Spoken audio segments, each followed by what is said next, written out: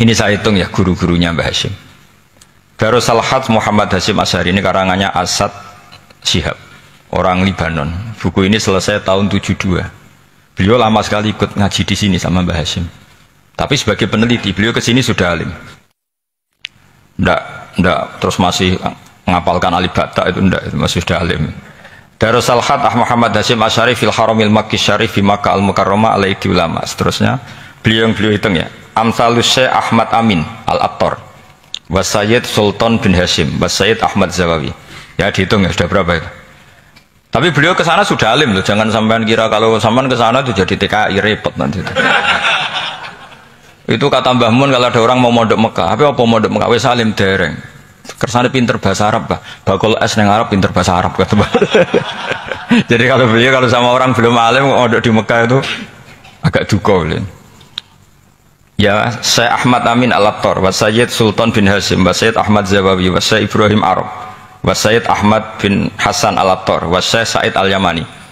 Ini yang gurunya Mbah Zubair juga, guru-gurunya keluarga sarang. Wa Sayyid Husain Al-Habsyi. Ini mbah-mbahnya keluarga Habib Anis Solo. Jadi ya pokoknya keluarga besar Solo, karena kita tahu Habib Anis itu bin Alwi bin Ali yang punya simtud Duror bin Muhammad bin Husain. Alladzi tawalla mansibal iftah hatta wafatul maniyah wa Sayyid Bakar Sato. Ini yang arangnya Anatul Tolibin. Wa Syekh Rahmatullah wa Sayyid Alawi bin Ahmad As-Segaf. Ini yang ngarang Tarsihul Mustafidin. Kita tahu sarah i'anah paling terkenal adalah dua, I'anatul Tolibin dan Tarsihul Mustafidin. Itu dikarang oleh Alawi bin Ahmad As-Segaf. Terus wa Sayyid Abbas Al-Maliki, itu banyak Sayyid Muhammad. Karena kita tahu Sayyid Muhammad adalah Muhammad bin Alawi bin Abbas, ya, Muhammad bin Alawi bin Abbas. Itu juga gurunya Mbah Hashim. Wa Sayyid Abdul Az-Zawawi wa Syekh Soleh Bafadl wa Syekh Sultan Hashim Daghestani. Jadi selain guru-guru di Indonesia termasuk Mbah Mahfud Termas, Syekh Khotib Al-Minangkabu, beliau punya guru-guru itu yang saya sebut. Lalu barokahnya guru-guru itu, ya, barokahnya guru-guru itu, Mbah Hashim berpikir seperti itu, dan berpikir seperti itu yang mengilhami Gus Wahid, kemudian Gus Wahid mengilhami Gus Dur. Kenapa saya cerita ini? Supaya kamu tahu bahwa pikiran-pikiran besar Gus Dur itu ada sanadnya. Jangan sampai kamu berpikir Gus Dur cerdas, muka kan delok film lah, terus gue delok film kan ya repot gitu. Jadi makanya ini, karena banyak juga yang cerita Gus Dur sebagai budayawannya, sebagai demokratnya, sebagai pluralisnya. Yang cerita itu kan sudah ada, masa saya disuruh cerita itu lagi? Jadi kalau sampean saya cerita itu lagi kan coro Jawa tahsilul hasil. Jadi ini itu tidak bidang saya. Bidang saya akan melihat Gus Dur sebagai cucu Mbah Hashim siapa? Asy'ari. Ini saya baca ya. Ini bahasa Jerman tapi sudah diagak-agak Arabkan. Ma'al Muhandis Karel von Schmidt. Ini Mbah Hashim. Jangan kira yang pernah berkawan ya, bersosialisasi dengan non muslim itu mulai Gus Dur, mulai Mbah Hashim. Ini di halaman 108 kitab tadi, Wadi'ul Binati Istiqlal Al-Indonesia. Kitab ini boleh sampean gasap kok. Nanti setelah ini tak bawa pulang atau sampean gasap nggak apa-apa. Ini santri-santri tebireng nggak apa-apa. Siap ya? Ya nanti bisa dibajak.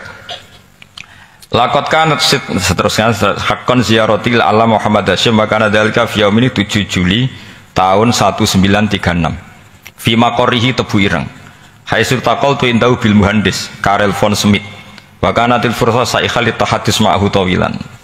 Terus setelah itu ini ceritanya muallif menangi Mbah Hashim diskusi sama orang orientalis. Ini kata muallif, wa hadhil uqdatu takunu aqidatan wa hiya uqdatul mustasyrikin fa kullu shay'in ya'ti minal ghurbiyin wal irobiyyin wa Eropa ya'tabirunahu dasisah. Jadi zaman itu Mbah Hashim itu sering punya tamu dari Eropa, dari barat, dari macam-macam. Sumastatrodal muhandis fa terus seterusnya sampai. Nah ini cerita saja betapa Mbah Hashim itu perkawanannya luas sekali. Terus ini cerita akhirnya orang ini sampai masuk Islam. Ketika masuk Islam, di antara pesannya Mbah Hashim, saya ulang lagi, di antara pesannya siapa? Mbah Hashim itu beliau bilang, kamu harus dipikir-pikir lagi katanya. Itu kan satu kearifan Mbak Hasyim ini saya baca karena saya takut ditegur ini. Saya juga nunggu surat kok tidak datang-datang ini kok, supaya cepat selesai. Ini bebas. Kalau ada surat malah kebenaran ini karena sudah mulai nyari-nyari. Ya, jadi saya mohon nanti kitab ini bisa dikaji di sini. Nanti saya tinggal di sini ada cerita-cerita sampai beliau berteman orang Eropa, terus beliau macam-macam sampai terus saya teruskan. Summa arsalatku syirka ila Indonesia amni 1929 watana kola fi kasir minal mudun wa makata akhiran fi madinati Surabaya bi Jawa Syarqiyah wa min huna bada'atil hidayah wa taufiq taqudanihi ilal khairi. Hadas lautil hadis bil amil alladhi yakti fatratas tiraq. Jadi orientalis tadi ketika berteman Mbah Hasyim lama-lama tertarik oleh Islam. Ketika mulai tertarik dengan Islam, wa sya'ara bil istiqra aruhi wal amni tam wa kaifa ya'budu rabbahu ibadatan hakikiyah. Terus mulai tertarik dengan Islam, terus konsultasi sama Mbah Hasyim. Jadi tertariknya barokahnya Mbah Hasyim. Orang ini kemudian wabaki al-muhandis itu insinyur Karel von Schmidt di Indonesia hatnan dalatil harbul alamiyah, sehingga perang dunia kedua selesai. Wa indama qawamal indonesiun didal hukmil al-Hollande fi harbil istiqlal am wa kana al-muhandis fi sufil indonesian dafahu islamuhu li asyarika saat terus. Terus ini saya cerita, jadi Mbah Hasyim pernah mengislamkan orang Belanda, orang Jerman. Orang apa? Orang Jerman. Terus orang ini hidup di Hamburg sampai akhirnya beliau dakwah Islam di sana. Jadi ini ini penting ya supaya sampean tahu bahwa Tebu Ireng mulai dulu adalah komunitas internasional. Ya, Tebu Ireng mulai dulu adalah komunitas internasional. Jadi terus ketika ngadepi Indonesia yang dijajah, Indonesia yang dijajah, ini Mbah Hasyim bersama kawan-kawannya sepakat iktikaf di Multazam. Ini saya baca ya. Wa akhiran istama'a ma'a nukhbatin min haula'i talaba min zalama alaihi al-had Muhammad Hasyim ala ayata'ahadu wa yaqumu bi amalin fi lailatin lailan min laili syahri Ramadan.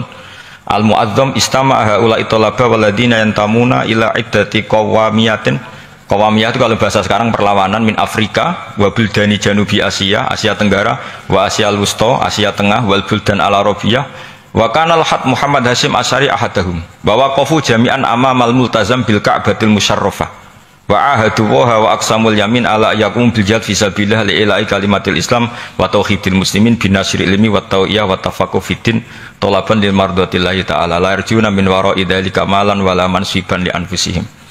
Jadi sebelum beliau pulang ke Indonesia, itu komunitas Asia Tengah, Asia Dekat, Asia Jauh, semuanya dijajah karena Mesir dijajah Prancis, yang ini, Burma dijajah ini, yang Indonesia dijajah ini, semuanya berdoa di Multazam. Intinya Mbah Hasyim itu patriotik betul. Tapi ya religius betul. Beliau berdoa di Multazam, beliau menyanggupi siap jihad melawan penjajah. Tapi saat itu juga berikrar kalau semua itu tidak untuk nyari pangkat. Makanya saya yakin Gus Dur adalah orang saat jabat presiden karena supaya Indonesia tidak chaos. Buktinya apa? Ketika beliau dilengsarkan ya santai saja. Wong ngajine wa mal hayatud dunya illa mataul ghurur. Jadi ya santai saja itu. Enggak jadi masalah. Terus kitab ini menerangkan, ini saya baca ya. Li khidmatid duwal alladziina laha musta'maratun. Musta'marat itu dijajah mislu Holanda wa Inggris wa Rusia wa Pernisa wa fi hadzal amri bidzat ara ana alal muslimin wal mas'ulin khususan.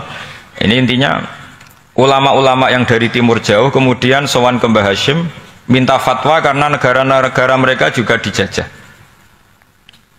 Jadi dulu orang dari Jerman, dari mana-mana belajar Islam juga sama Mbah Hasyim. Yang negara-negara Asia Timur, Asia Dekat itu juga kalau konsultasi kemerdekaan juga sama siapa? Mbah Hasyim. Jadi uniknya kitab ini ditulis oleh orang Libanon. Jadi orang Libanon itu saking penasarannya sama Mbah Hasyim Asy'ari itu datang ke sini. Ya datang apa? Datang ke sini untuk belajar sama Mbah Hasyim. Dan di antara belajar itu kemudian sampai sini ternyata tamu-tamunya Mbah Hasyim dari berbagai negara. Mulai yang konsultasi cara memerdekakan negaranya karena ngalami dijajah, sampai cara belajar Islam yang benar, termasuk tadi yang Karel von Schmidt tadi yang masuk Islam karena konsultasi sama